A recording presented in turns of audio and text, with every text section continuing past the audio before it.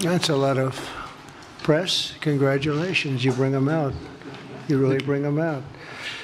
Today, I'm delighted to welcome Israeli Prime Minister Benjamin Netanyahu back to the White House. It's a wonderful feeling and a wonderful event. We had fantastic talks, and thank you very much with your staff. He's the first foreign head of state to visit during our administration, and Bibi, I want to say it's an honor to have you with us.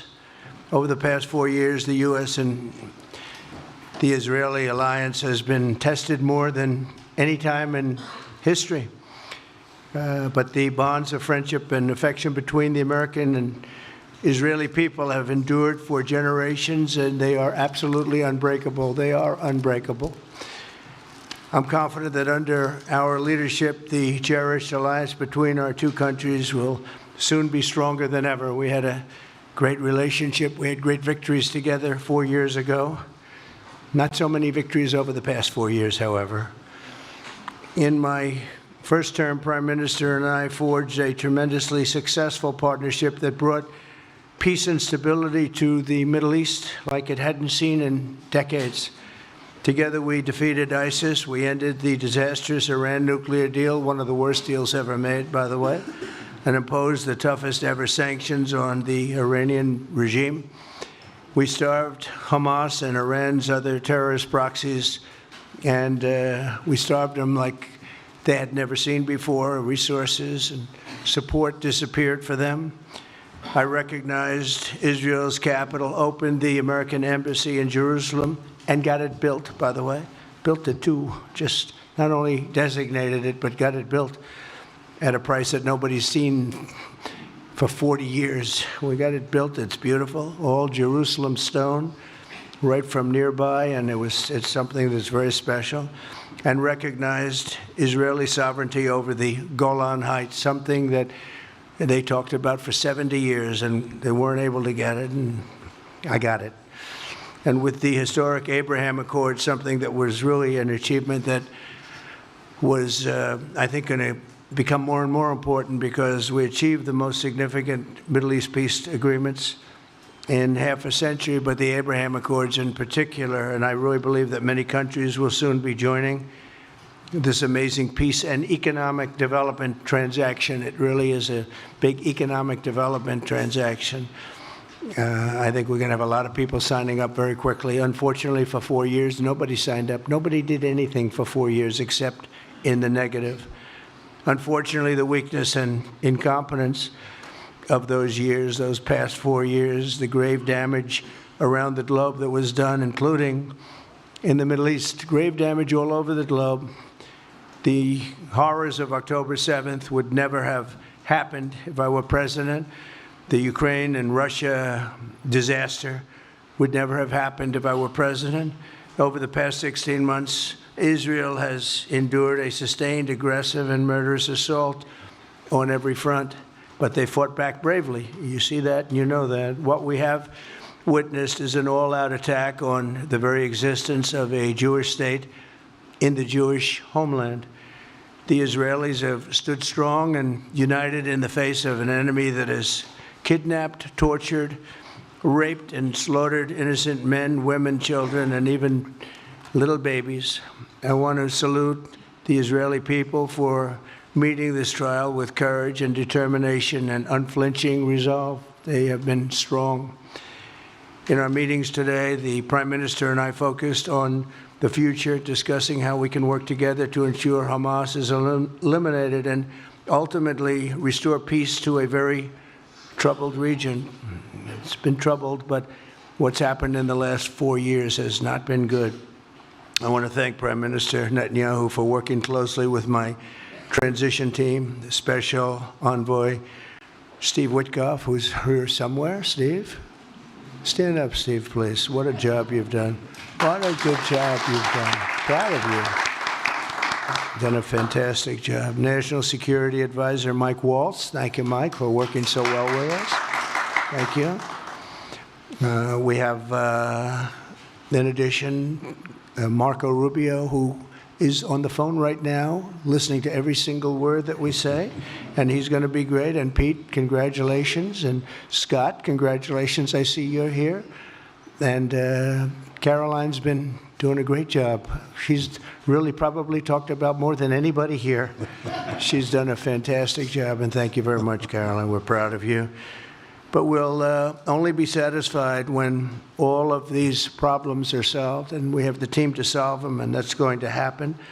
And it's going to happen, I think, very quickly. I also strongly believe that the Gaza Strip, which has been a symbol of death and destruction for so many decades, and so bad for the people anywhere near it, and especially those who live there, and frankly, who's been really very unlucky. It's been very unlucky. It's been an unlucky place for a long time.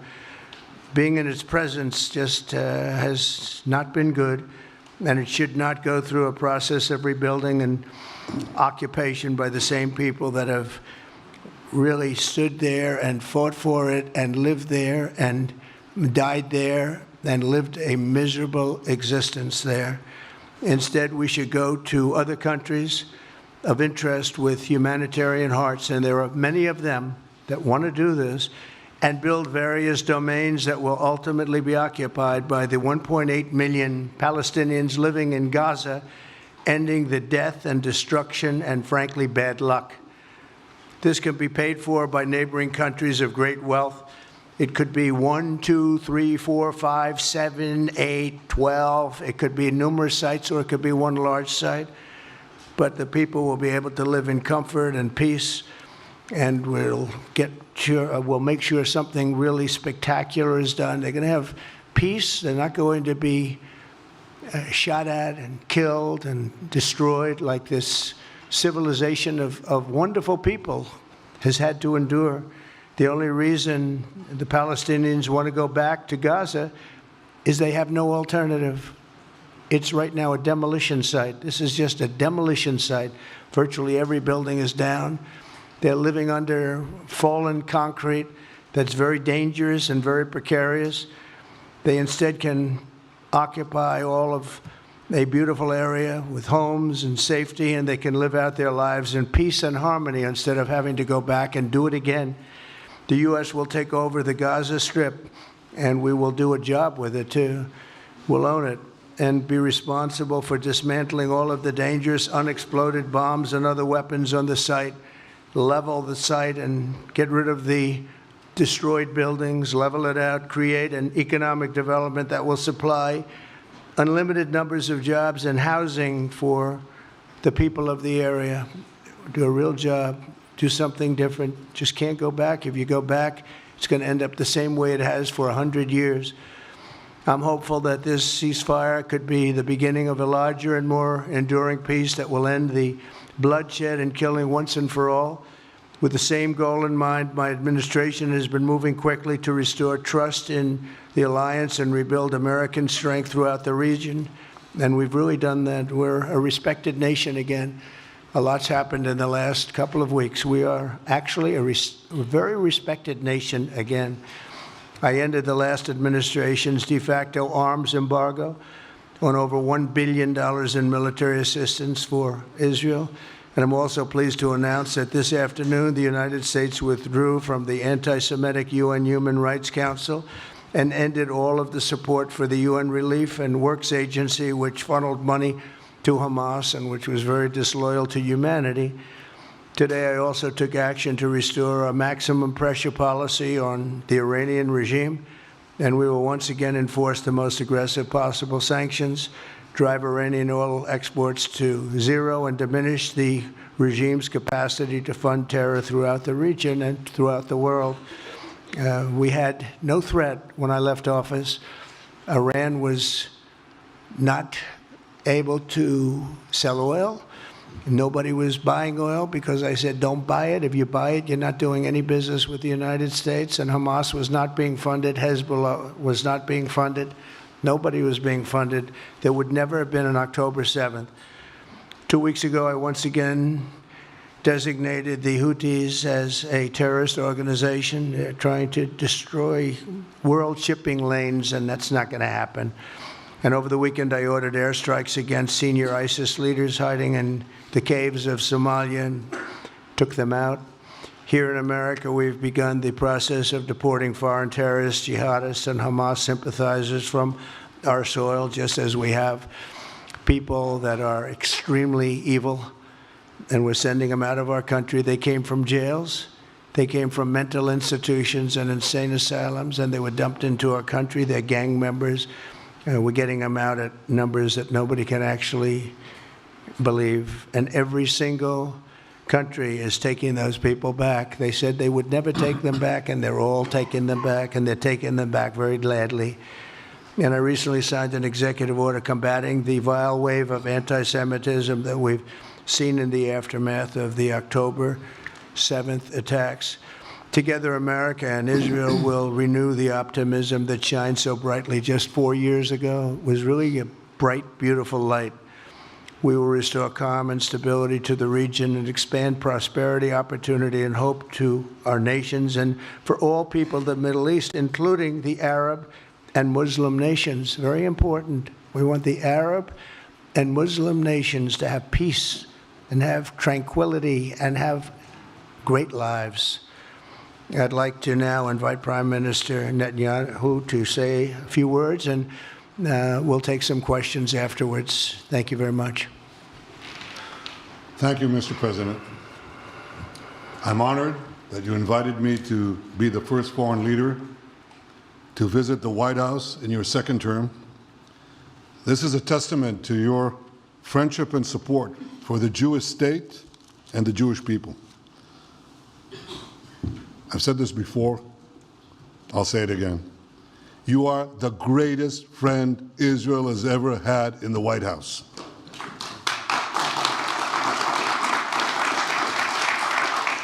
And that's why the people of Israel have such enormous respect for you. In your first term, you recognized Jerusalem as Israel's capital. You moved the American embassy there. You recognized Israel's sovereignty over the Golan Heights. You withdrew from the disastrous Iran nuclear deal. I remember we spoke about it. You said, this is the worst deal I've ever seen. I'm elected, I'm walking out of it. That's exactly what you did. And I think it speaks loudly for just common sense, just looking at things and seeing them as they are. And of course, you also brokered the groundbreaking Abraham Accords in which Israel made peace with 4 Arab states. We did this in 4 months. Nothing happened for a quarter of a century, but in 4 months, we were able, working together under your leadership, to have 4 historic peace accords. And now in the first days of your second term, you picked up right where you left off. Your leadership helped bring our hostages home, among them American citizens. You freed up munitions that have been withheld from Israel. They had been withheld from Israel in the midst of a 7-front war for our existence. And you just freed it. You ended unjust sanctions against law-abiding Israeli citizens. You boldly confronted the scourge of anti-Semitism. You stopped funding, as you just said, international organizations like UNRWA that support and fund terrorists. And today, you renewed the maximum pressure campaign against Iran. Ladies and gentlemen, all this in just 2 weeks. Can we imagine where we'll be in 4 years? I can. I know you can, Mr. President. For our part, we in Israel have been pretty busy too. Since the horrendous October 7th attack, we've been fighting our common enemies and changing the face of the Middle East. On that infamous day, Hamas monsters savagely murdered 1,200 innocent people, including more than 40 Americans. They beheaded men, they raped women, they burnt babies alive, and they took 251 people hostage to the dungeons of Gaza. And after this worst attack on Jews since the Holocaust, Iran and its henchmen in the Middle East were absolutely ecstatic. Haniya praised the massacre. Sinwar said that Israel was finished. Nasrallah boasted that Israel was, here's what he said, as feeble as a spider's web. Well, Mr. President, Haniya is gone. Sinwar is gone. Nasrallah is gone. We've devastated Hamas. We decimated Hezbollah. We destroyed Assad's remaining armaments. And we crippled Iran's air defenses. And in doing this, we've defeated some of America's worst enemies. We took out terrorists who were wanted for decades for shedding rivers of American blood, including the blood of 241 Marines murdered in Beirut. We accomplished all this with the indomitable spirit of our people and the boundless courage of our soldiers. The Bible says that the people of Israel shall rise like lions, and boy did we rise. Today, the roar of the Lion of Judah is heard loudly throughout the Middle East. Israel has never been stronger, and the Iran terror axis has never been weaker. But as we discussed, Mr. President, to secure our future and bring peace to our region, we have to finish the job.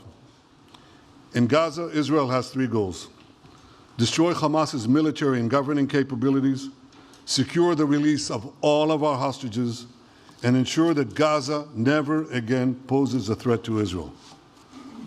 I believe, Mr. President, that your willingness to puncture conventional thinking that has failed time and time and time again, your willingness to think outside the box with fresh ideas will help us achieve all these goals. And I've seen you do this many times. You cut to the chase. You see things others refuse to see. You say things others refuse to say.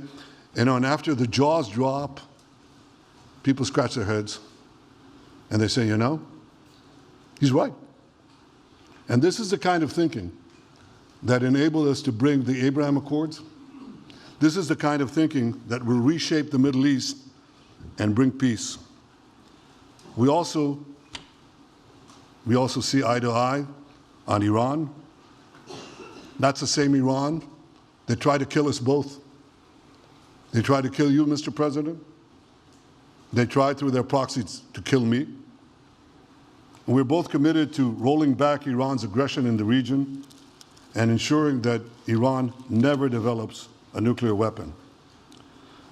Mr. President, ladies and gentlemen, Israel will end the war by winning the war. Israel's victory will be America's victory. We will not only win the war, working together, we will win the peace. With your leadership, Mr. President, and our partnership, I believe that we will forge a brilliant future for our region and bring our great alliance to even greater heights. Thank you. Thank you very much, baby. Very nice. Thank you. And J.D. Vance, everybody. J.D., please, Vice President, stand up. He's been doing a good job. He's been working very hard on all things, but this in particular. We'll take some questions, please. Yes, ma'am. Go ahead, please. Go ahead. Yeah, go ahead. Mr. President, can a normalization deal with Saudi Arabia be achieved without the acknowledgement of a Palestinian state? That question for you too, Mr. Prime Minister. And Mr. President, given what you've said about Gaza, did the U.S. send troops to help secure the security vacuum? So Saudi Arabia is going to be very helpful, and they have been very helpful. They want peace in the Middle East. It's very simple. We know their leader and their leaders very well. They're wonderful people, and they want peace in the Middle East. As far as Gaza is concerned, we'll do what is necessary. If it's necessary, we'll do that. We're going to take over that piece, and we're going to develop it, create thousands and thousands of jobs, and it'll be something that the entire Middle East can be very proud of.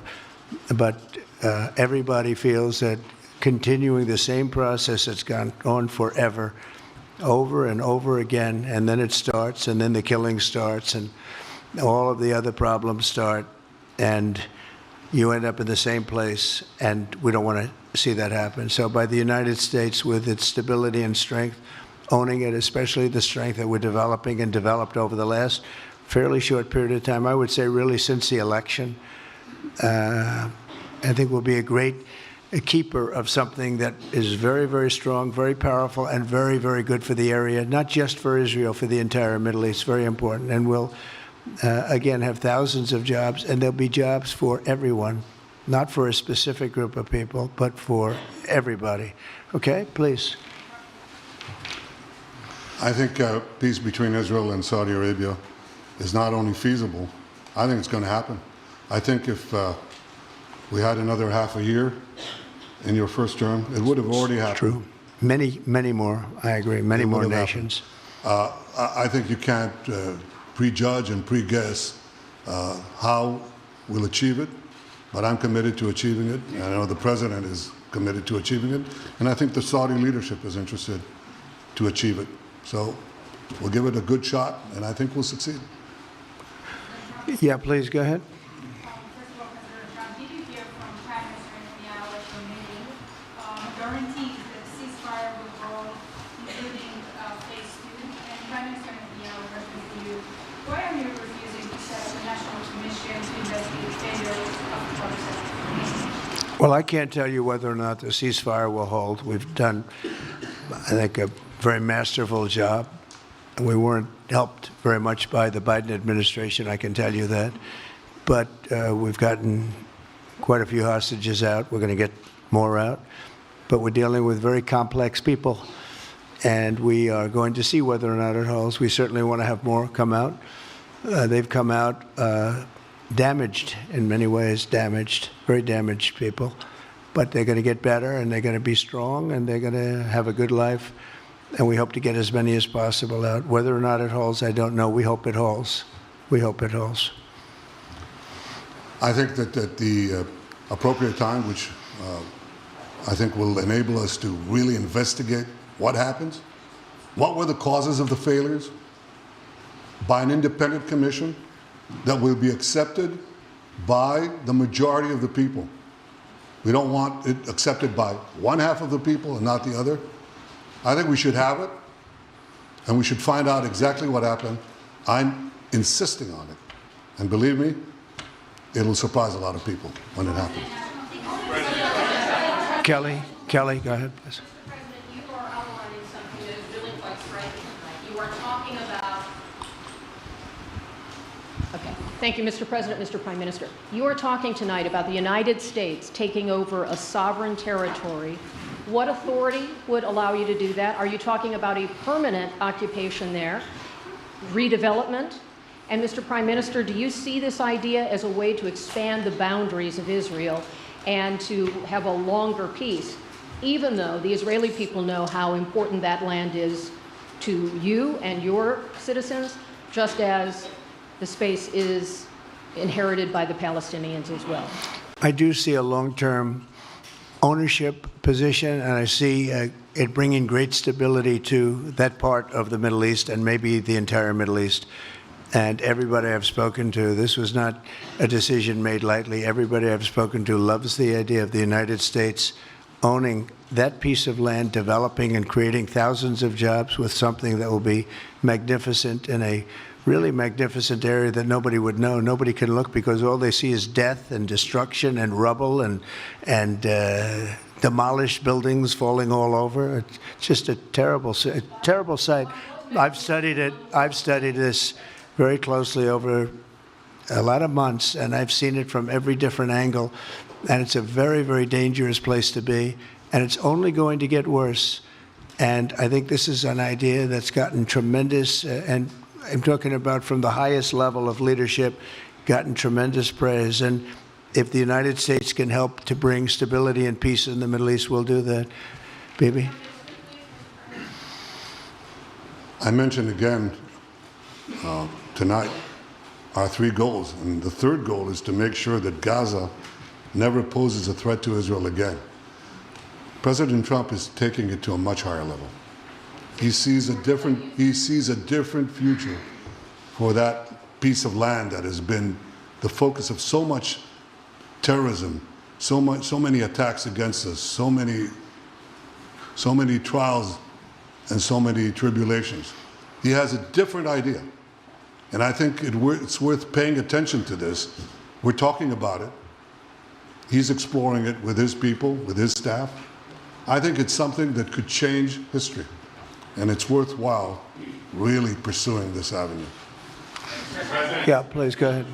Go ahead. Right. President, question for you.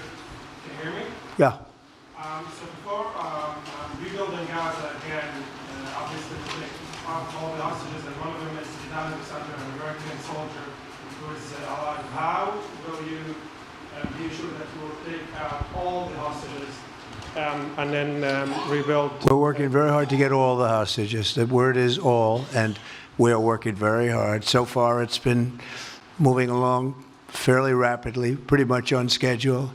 I'd love to have them all out at one time, but we're taking them out, and tomorrow more are being released, and over the days more, and then we'll go into a phase 2.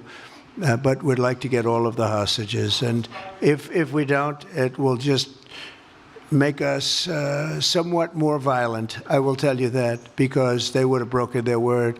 Mr. Witkoff and his entire group have been working 24 hours around the clock, and they want them out, and promises have been made to them, and we'll see whether or not those promises will be kept. But we want all the hostages, that's right. How much time do you think it will take? A month? Do you support, Mr. President, do you support Israeli sovereignty in Judea and Samaria, areas which many believe is the biblical homeland of the Jewish people? Well, we're discussing that with many of your representatives. You're represented very well, and people do like the idea, but we haven't taken a position on it yet. But we will be we'll be making an announcement probably on that very specific topic over the next 4 weeks. Go ahead, please. Please. Thank you so much, Mr. President. So you just said that you think all the Palestinians should be relocated to other countries. Does that mean that you do not support a two-state solution? It doesn't mean anything about a two-state or one state or any other state. It means that we want to give people a chance at life. They have never had a chance at life because the Gaza Strip has been a hellhole for people living there. It's been horrible. Hamas has made it so bad, so dangerous, so unfair to people. And by doing what I'm recommending that we do, it's a very strong recommendation, but it is a strong recommendation. By doing that, we think we're going to bring perhaps great peace to long beyond this area. And I have to stress, this is not for Israel. This is for everybody in the Middle East, Arabs, Muslims. This is for everybody. This would be where they can partake in terms of jobs and living and all of the other benefits. And I think it's very important. It just doesn't work the other way. You know, you can't keep trying. They just has been going along for so many decades, you can't even count. You just can't keep doing. You have to learn from history. You can't keep doing the same mistake over and over again. Gaza is a hellhole right now. It was before the bombing started, frankly. And we're going to give people a chance to live in a beautiful community that's safe and secure. And I think you're going to see a tremendous outflowing of support. I can tell you, I spoke to other leaders of countries in the Middle East, and they love the idea. They say it would really bring stability, and what we need is stability. Yes, sir, please. Go ahead. Thank you. Are you still committed to imposing sanctions on the ICC, despite the move being stalled in the Senate? And please, a question for the Prime Minister as well. The President has been very clear about his desire to achieve a deal with Saudi Arabia. How do you settle this if Israel is required to renew the war against Hamas in the future? Go ahead, Bibi.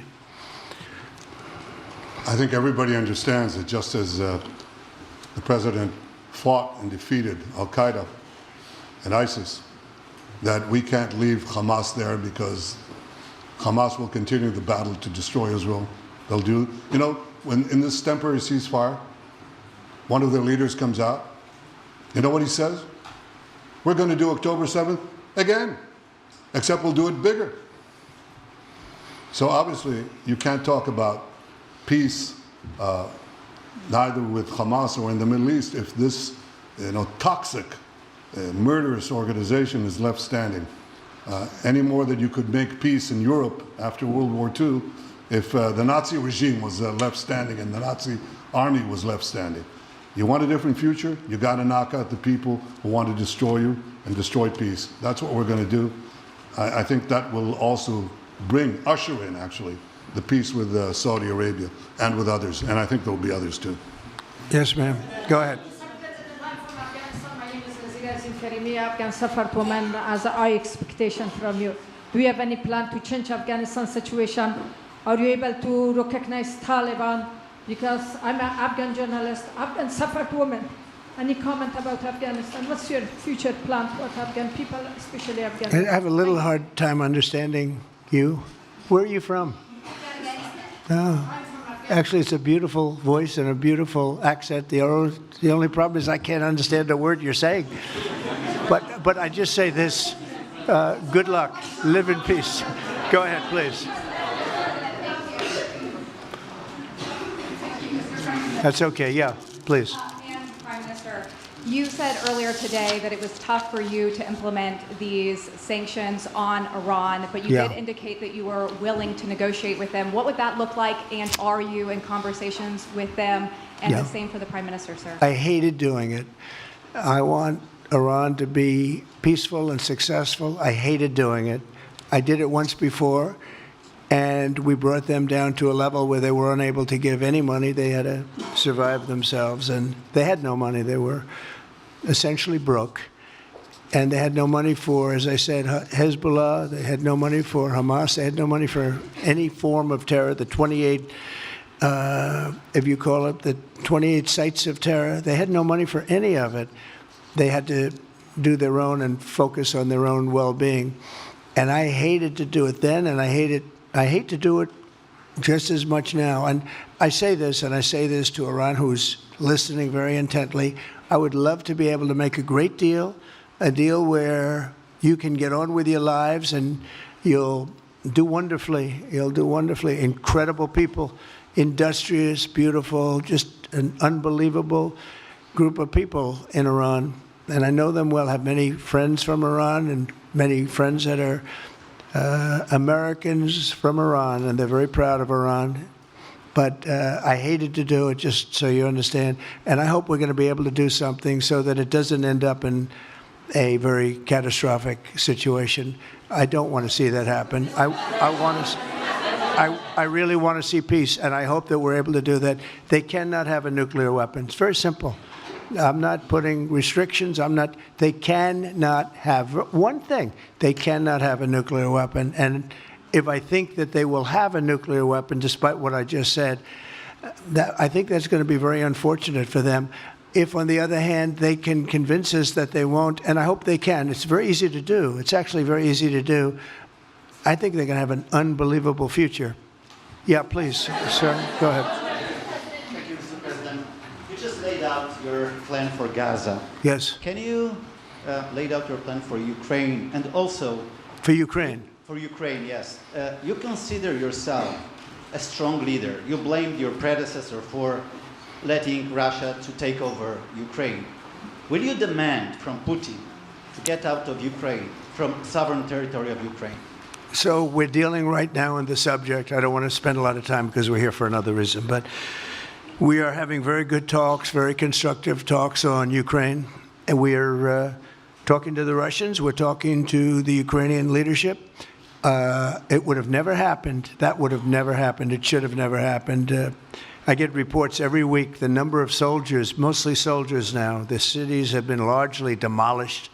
You talk about a very sad sight to see. We talk Gaza. Well, many of these cities look as bad as Gaza and worse, what's happened to them. And I want to see that end. And I want to see it end for one simple reason, the life of young people being absolutely obliterated on both sides. You probably have 700,000 Ukrainian soldiers dead, 800,000, maybe more Russian soldiers dead. It's very flat land, and the only thing that's going to stop a bullet is a human body. In this case, usually soldiers.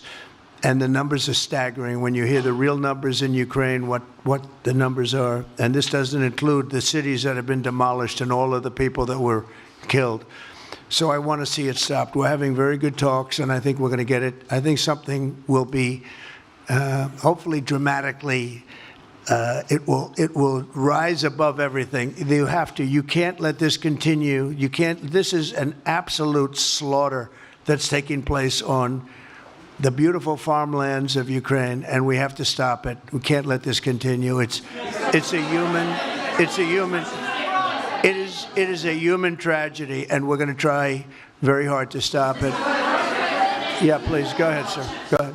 Mr. President, thank you very much. Okay. Mr. President, what's your view about Palestinian leader Abbas' role in all the regional changes you want to do?